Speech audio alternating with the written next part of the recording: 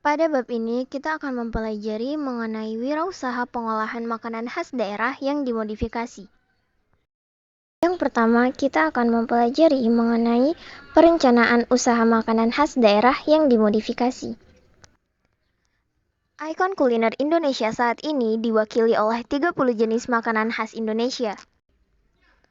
Makanan ini terdiri atas makanan pembuka, makanan utama, dan makanan penutup yang dipilih dari seluruh Nusantara. Potensi daerah yang kaya dan dukungan serta peluang pasar membuat makanan khas daerah menjadi pilihan potensial yang ditekuni untuk wirausaha. Pengembangan makanan khas daerah selain dapat membuka peluang usaha yang cukup besar, juga otomatis dapat memperluas lapangan pekerjaan, peningkatan penghasilan, dan kesempatan berusaha masyarakat, khususnya di daerah, sehingga akan mendorong dan menumbuhkan perekonomian masyarakat daerah. Berbagai jenis wirausaha bisa menjadi alternatif dalam pemilihan ide bagi calon wirausahawan. Jenis wirausaha ini disesuaikan dengan banyak hal, baik keahlian, minat, dan kesukaan, maupun berdasarkan ketersediaan bahan baku yang ada di sekitarnya, dan peluang yang ada. Persoalan mencari ide wirausaha seringkali menjadi masalah utama bagi calon wirausaha. Intinya, ide wirausaha dapat dipilih dari upaya pemenuhan apa yang dibutuhkan manusia, mulai dari kebutuhan primer, sekunder, dan kebutuhan akan barang mewah. Berikut ini merupakan gambar masakan yang termasuk ikon kuliner Indonesia dengan bahan utama nabati. Dan ini merupakan gambar masakan yang termasuk ikon kuliner Indonesia dengan bahan utama hewani. Yang kedua masuk pada bagian B, yaitu sistem pengolahan makanan khas daerah yang dimodifikasi. Produk makanan khas daerah terdiri atas makanan dan minuman khas daerah. Makanan dapat dibagi menjadi makanan kering dan makanan basah. Makanan kering khas daerah yang dapat langsung dimakan, contohnya keripik balado dari daerah Sumatera Barat dan kuku macan dari Kalimantan Timur. Makanan kering khas daerah yang tidak dapat langsung dimakan, misalnya kerupuk udang Sidoarjo dan dendeng sapi Aceh. Produk makanan dapat juga dikelompokkan menjadi makanan jadi dan makanan setengah jadi. Makanan jadi adalah makanan yang dapat langsung disajikan dan dimakan. Makanan setengah jadi membutuhkan proses untuk mematangkannya sebelum siap untuk disajikan dan dimakan. Menurut bahan bakunya, makanan khas daerah dikelompokkan pada makanan khas daerah yang berbahan nabati dan yang berbahan hewani. 1. Produk makanan hewani khas daerah. Makanan khas daerah hewani adalah makanan khas daerah yang bahan baku utamanya berasal dari bahan hewani seperti ayam, daging sapi, ikan, telur, dan sejenisnya. Beberapa contoh produk makanan khas daerah hewani yang ada di Indonesia misalnya telur asin, dadih, dan rendang.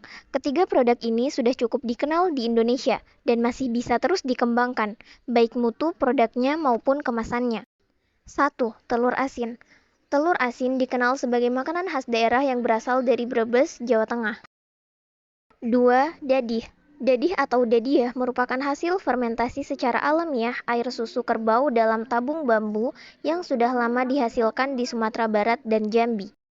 3. Rendang. Rendang adalah makanan berbahan dasar daging sapi, mempunyai cita rasa pedas yang dalam pembuatannya diperkaya dengan campuran dari berbagai bumbu dan rempah-rempah terutama cabai merah dan kelapa. Rendang adalah makanan khas Padang, Sumatera Barat. 2. Produk makanan nabati khas daerah. Makanan khas daerah nabati adalah makanan khas daerah yang bahan baku utamanya berasal dari bahan nabati seperti dari sayur-sayuran, buah-buahan, umbi-umbian, kacang-kacangan, dan sejenisnya. Beberapa contoh produk makanan khas daerah nabati yang ada di Indonesia, misalnya asinan, fruit leather atau kulit buah, dan mochi. 1. Asinan. Asinan merupakan jenis makanan yang terbuat dari buah-buahan atau sayuran segar yang diberi kuah dengan paduan berbagai jenis bumbu, terutama cabai, gula, dan pengasam atau asam jawa atau cuka. Asinan dikenal sebagai oleh-oleh khas dari Kota Bogor, Jawa Barat. 2. Fruit leather. Fruit leather adalah jenis makanan dari buah-buahan yang sudah diproses dengan cara penghancuran buah, pencetakan, yang kemudian dikeringkan. Fruit leather mulai dikembangkan di beberapa daerah di Indonesia yang mempunyai sumber daya alam buah-buahan yang melimpah, seperti di Jawa Barat dan Jawa Timur. 3. Mochi. Mochi adalah makanan yang terbuat dari ketan yang ditumbuk sehingga lembut dan lengket kemudian dibentuk sesuai selera. Makanan ini di Indonesia banyak ditemukan di Sukabumi, Jawa Barat. C. Perhitungan harga jual makanan khas daerah yang dimodifikasi. Tahap awal berwirausaha diperlukan suatu perencanaan wirausaha atau business plan.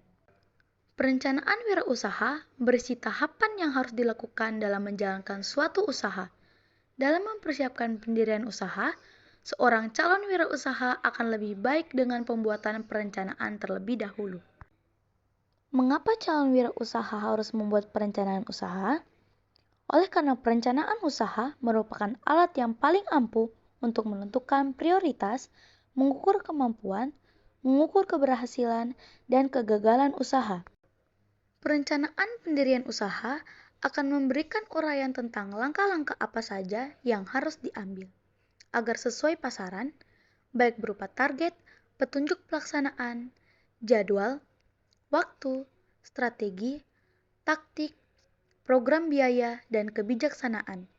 Perencanaan pendirian usaha yang dibuat secara tertulis merupakan perangkat yang tepat untuk mengendalikan usaha agar fokus pelaksanaan usahanya tidak menyimpang.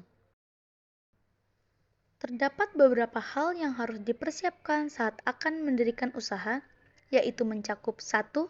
Nama perusahaan, 2. Lokasi perusahaan, 3. Jenis usaha, 4. Perizinan usaha, 5. Sumber daya manusia, 6. Aspek produksi, dan 7. Aspek pemasaran. D. Penentuan media promosi makanan khas daerah. Pemasaran merupakan salah satu faktor yang sangat penting untuk mencapai tujuan usaha dalam rangka mendapatkan laba yang direncanakan.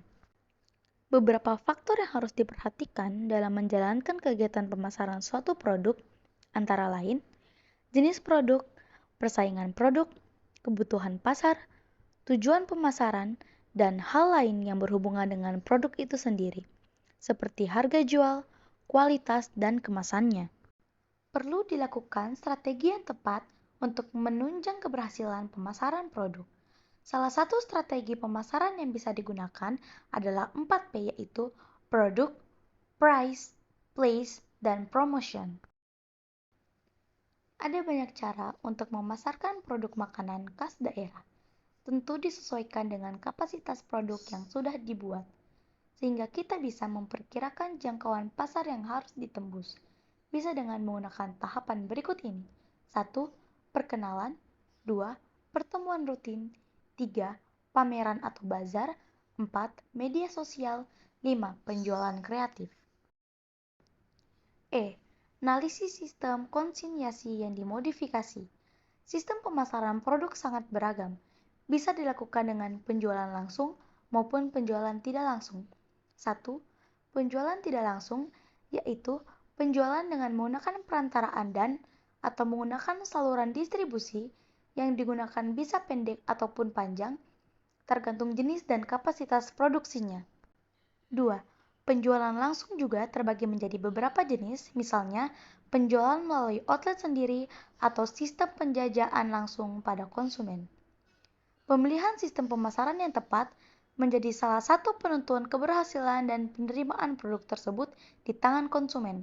Salah satu sistem yang akan diterapkan pada sistem pemasaran produk makanan khas daerah adalah sistem konsinyasi. Sistem konsinyasi adalah sistem kerjasama pemasaran antara pemilik barang atau produsen dengan pemilik warung, toko, outlet, atau pemasar, atau sering disebut sistem titip jual. Sistem konsinyasi ini tidak rumit.